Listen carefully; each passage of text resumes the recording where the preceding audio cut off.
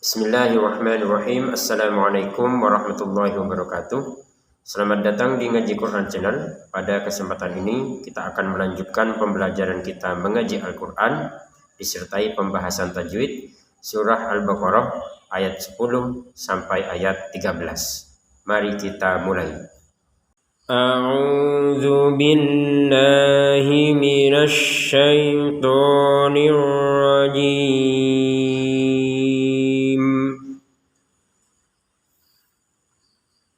Fi qulubihim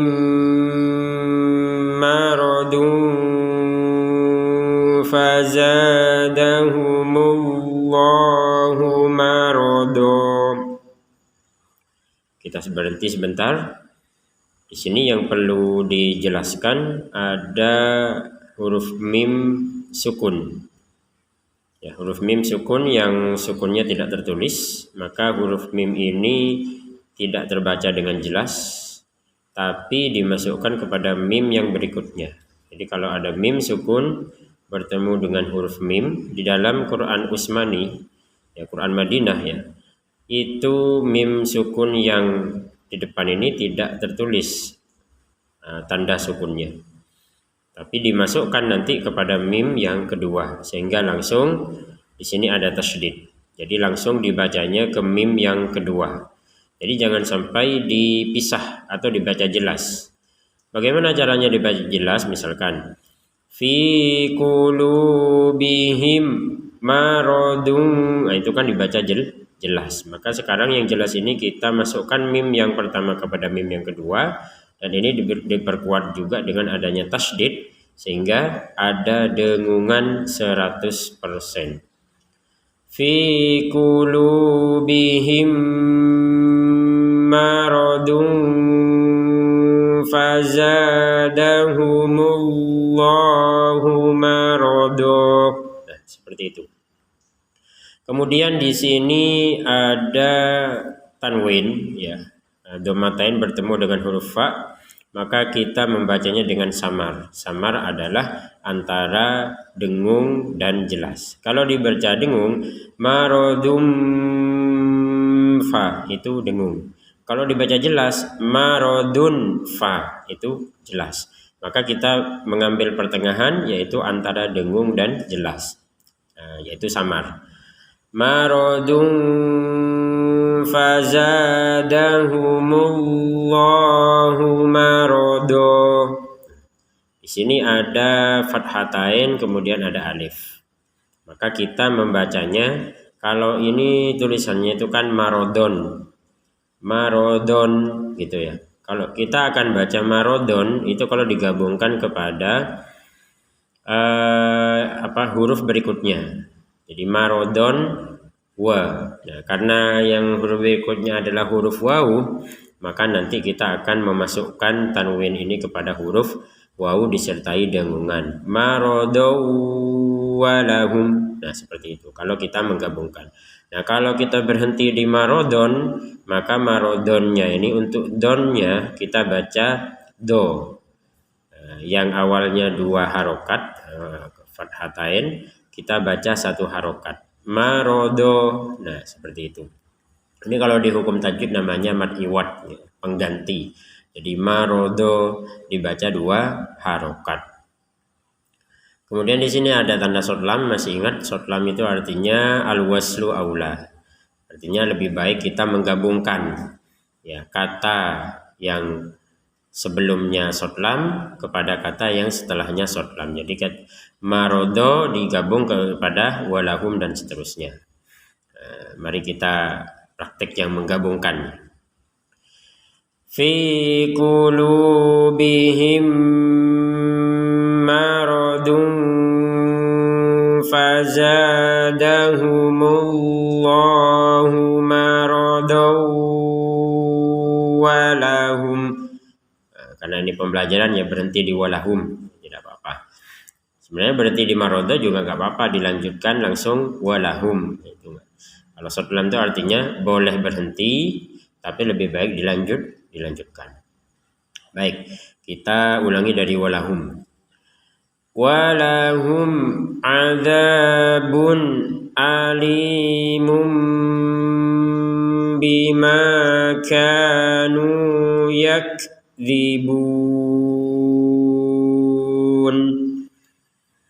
Di sini ada mim sukun bertemu ain. Nah, berbeda dengan yang sebelumnya mim sukun bertemu mim. Mim yang pertama masukkan kepada mim yang kedua. Kalau yang ini mim sukun yang sukunnya tertulis, maka mimnya ini dibaca dengan jelas. Walahum adzab walahum itu kan jelas.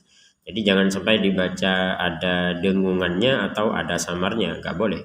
Misalkan walahum ada, itu kan ada dengung atau samar.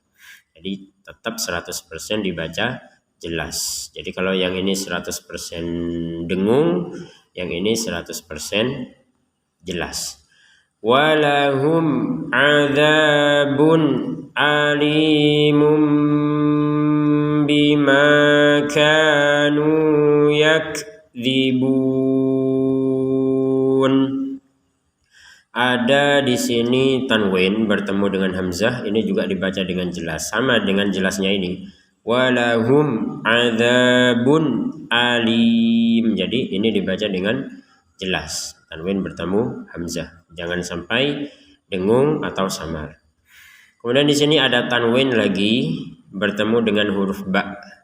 Jadi ini asalnya adalah tanwin, cuman kalau di Quran Madinah kalau bertemu dengan huruf ba maka tanwinnya berubah menjadi satu harokat, yaitu yang awalnya dommatain dua dommah menjadi satu dommah karena bertemu dengan huruf ba. Jadi langsung di sini yang asalnya itu adalah alimun ya, dommatain alimun, langsung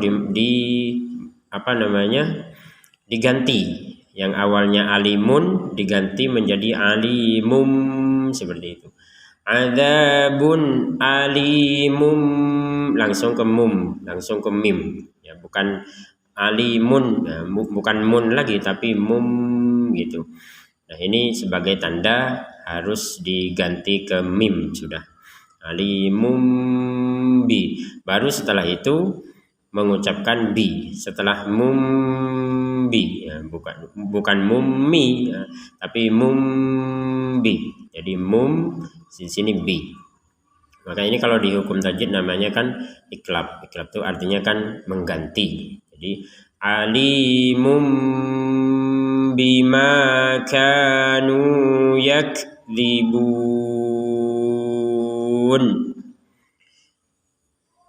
Baik, kita lanjutkan. Wa idza qila lahum la tufsidu fil ardi qalu. Sini wa idza kemudian qila lahum. Nah, ini ada mim sukun. Mim sukun ini sebagaimana yang sebelumnya karena sukunnya tertulis kita baca dengan jelas. Qila lahum la, hum la kan jelas. Jadi tidak ada hum la, itu jangan. Itu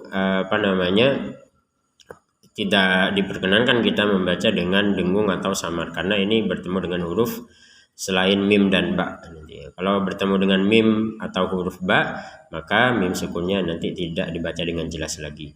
Qila lahum la tufsidu, la tufsidu. Perhatikan di sini huruf fa.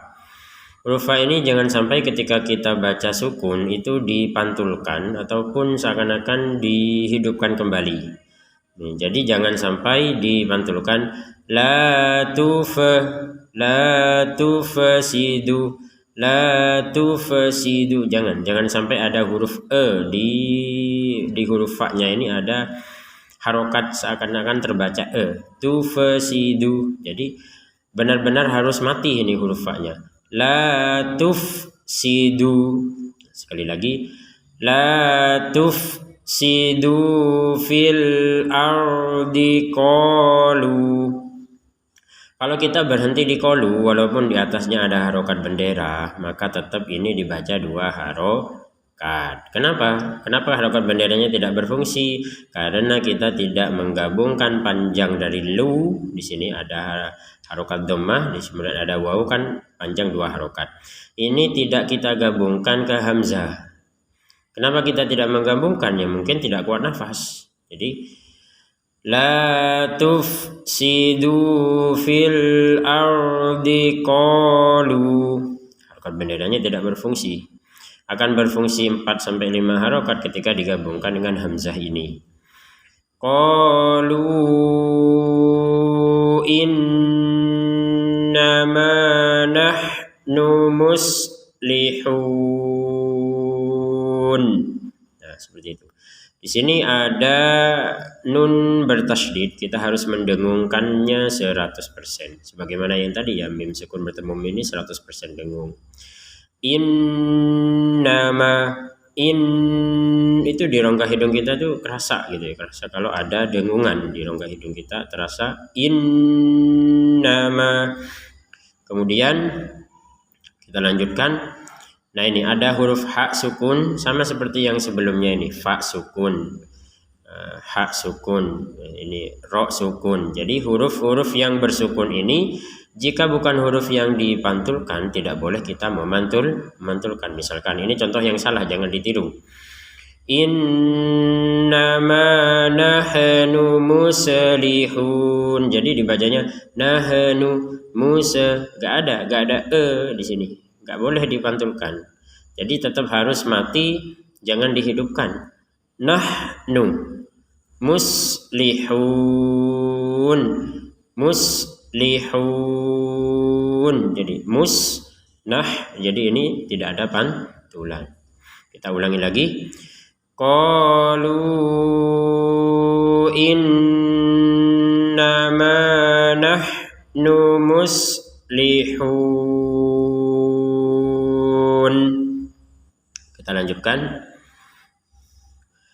Ala innahum humul mufsiduna walakin la yash'urun. Di sini ada harokat bendera lagi, kita panjangkan 4-5 harokat. Nah, kalau digabungkan ya, kalau misalkan digabungkan ala innahum digabungkan dengan hamzah kan. Panjangkan 4-5 harokat. Kemudian ada nun bertasydid, sama dengan yang sebelumnya, nun bertasydid innama. Ini juga sama, innahum. Sebenarnya membaca Al-Qur'an ya diulang-ulang seperti itu. Saya yakin semua umat Islam bisa membaca Al-Qur'an dengan lancar, karena hukumnya ya gitu-itu aja gitu. Ada nun bertasydid. Jadi setiap ketemu dengan nun bertasydid ya didengungkan 100%. Innahum, jangan sampai dibaca tidak ada dengung. Innahum. Nah, itu nanti diakumulasi dari nun bertasydid yang tidak dibaca dengung, itu artinya nanti kesimpulannya tidak lancar. Jadi kalau dibaca dengung itu lancar. Innahum humul mufsidun.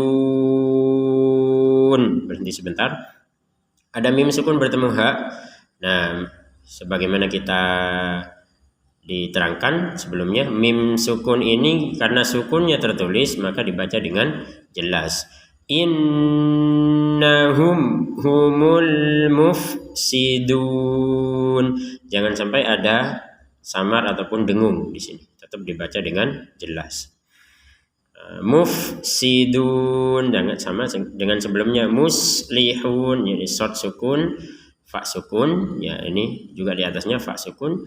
Jangan dibaca dengan pantulan. Mufsidun, jangan ada langsung saja mufsi seperti itu. Kita ulangi lagi. Ala innahum humul mufsiduna walakin la yash'urun. Ada nun sukun di sini, nun sukun yang sukunnya enggak tertulis. Maka kalau di Quran Madinah ketika ada mim sukun ini atau nun sukun, kalau sukunnya tertulis atau ya kalau sukunnya tertulis di atasnya nun atau di atasnya mim, maka dibaca dengan jelas seperti ini, mim sukun, berarti mim sukun sukunnya tertulis, maka dibaca dengan jelas, innahum humul mufsidun, seperti itu. Nah, kalau tidak tertulis di atasnya nun atau mim ini sukunnya tidak tertulis, maka tidak dibaca dengan jelas lagi. Dibaca dengan apa? Dilihat huruf selanjutnya. Kalau huruf selanjutnya di sini ada huruf lam, kita masukkan nun kepada huruf lam tanpa dengungan, tanpa samar, seperti itu. Walakillah. Jadi nun ini sudah dimasukkan kepada huruf lam sudah. Jadi sudah tidak terbaca sudah. Langsung seakan-akan tidak ada nun sudah. Seakan-akan ya tetap, tapi kalau tulisannya tetap harus tertulis, bukan nanti kafnya gabung sama lam ada tasdid walakillah, nunnya nggak ditulis ya, tetap nunnya tetap tertulis tapi nunnya sekarang dimasukkan kepada huruf lam. Kalau di tajwid namanya kan idgham bila gunnah, jadi nunnya dimasukkan ke lam tanpa ada dengungan. Ingat-ingat, tanpa ada dengungan, jangan sampai walakillah. Killah itu kan ada dengungannya, maka sekarang nggak ada dengung sama sekali. Walakillah yash'urun. Ini juga yang perlu dijelaskan. Misalkan kita tidak kuat nafas, kemudian berhentinya di walakin, misalkan ala innahum humul mufsiduna walakin, karena nggak kuat nafas berhentinya di sini, maka nun sukunnya dibaca dengan jelas. Kenapa dibaca dengan jelas? Karena tidak digabungkan dengan huruf lam. Jadi walakin nun sukunnya dibaca dengan jelas. Diulangi lagi, walakin la yash'urun. Nah, jadi kalau digabungkan hukumnya lain, kalau dipisah hukumnya juga lain. Kita lanjutkan di ayat terakhir ya, ayat 13. Wa idza qila lahum aminu kama amanan nasu qalu. Di sini ada wa idza qila lahum mim sukun. Mim sukun bertemu dengan huruf hamzah, dan di sini mim sukunnya tertulis ya, sukunnya tertulis maka dibaca dengan jelas. Qila lahum, jelas, mim sukunnya dibaca dengan jelas, kemudian langsung ke hamzah. Wa idza qila lahum aminu kama amanan suqalu. Harokat bendera panjang 4 sampai 5 harokat, kemudian ada nun bertasydid seperti yang sebelum-sebelumnya. Innahum amanan nas. Jadi nun bertasydid didengungkan 100%. Kemudian di sini ada qalu. Nah, kita berhenti di qalu sebagaimana yang sebelumnya ini qalu. Kalau berhenti di qalu, walaupun ada harokat bendera, tetap kita memanjangkannya 2 harokat saja. Jangan menjadi 4 sampai 5 harokat.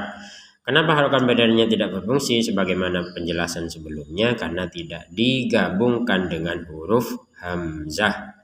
Kalau digabungkan, qalu anu minu kama amanas. Mohon maaf.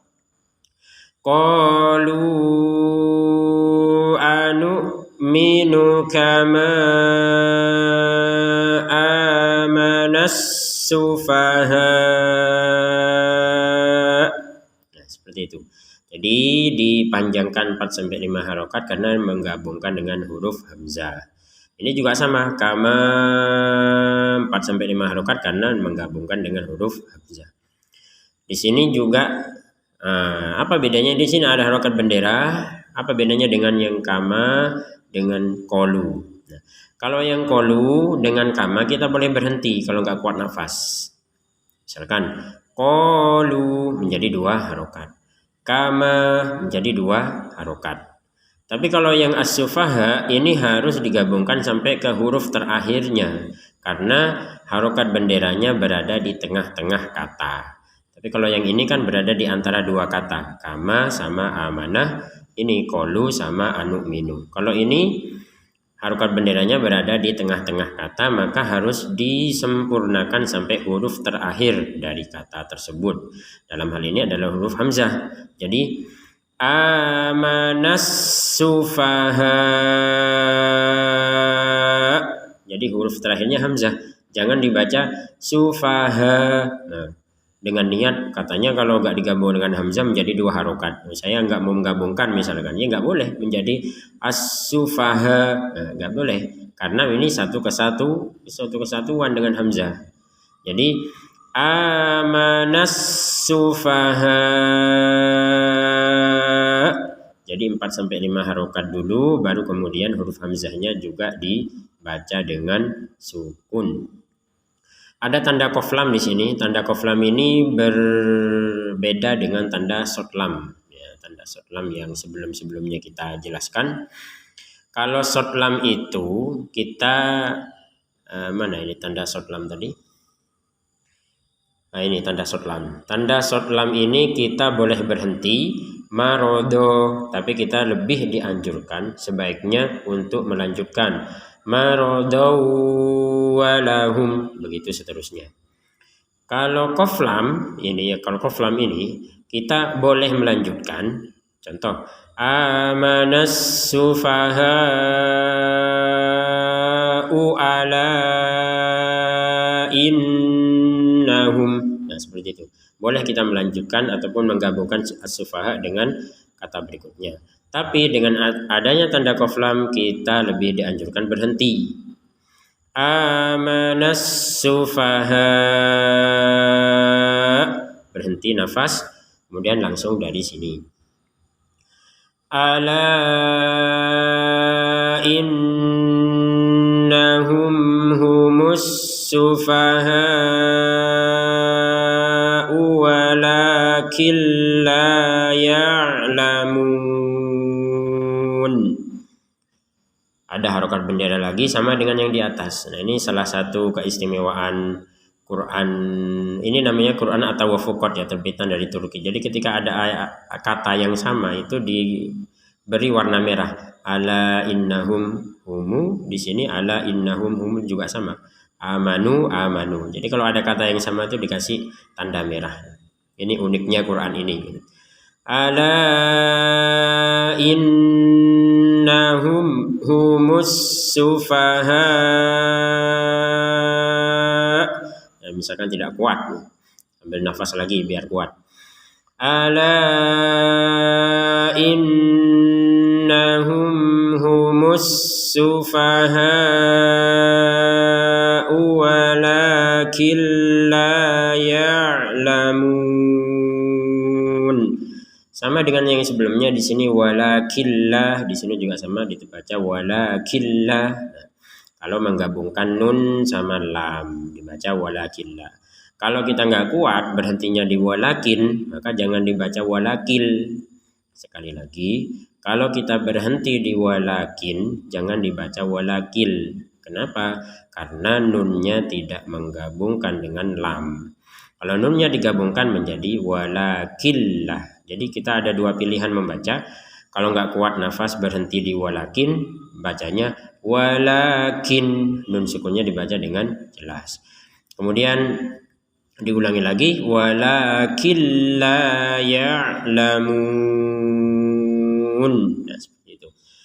Baik, sebelum ditutup mari kita baca satu kali lagi. Pemirsa ngaji Quran di rumah bisa mengikuti bacaan berikut. Mari kita baca bersama-sama.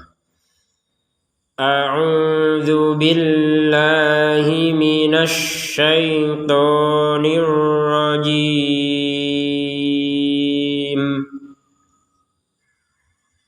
Fi qulubihim maradun fazadahumullahu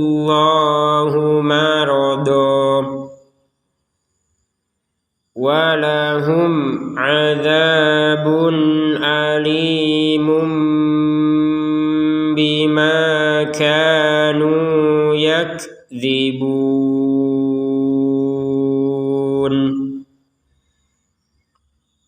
وإذا قيل لهم لا تفسدوا في الأرض قالوا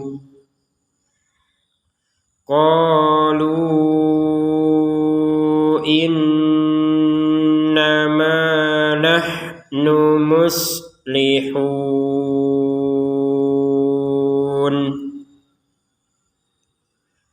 ألا إنهم هم المفسدون ولكن لا يشعرون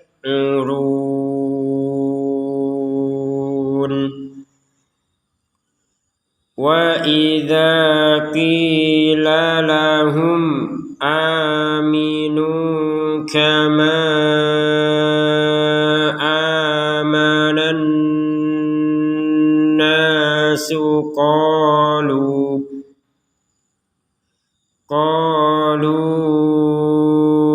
أنؤمن كما آمن السفهاء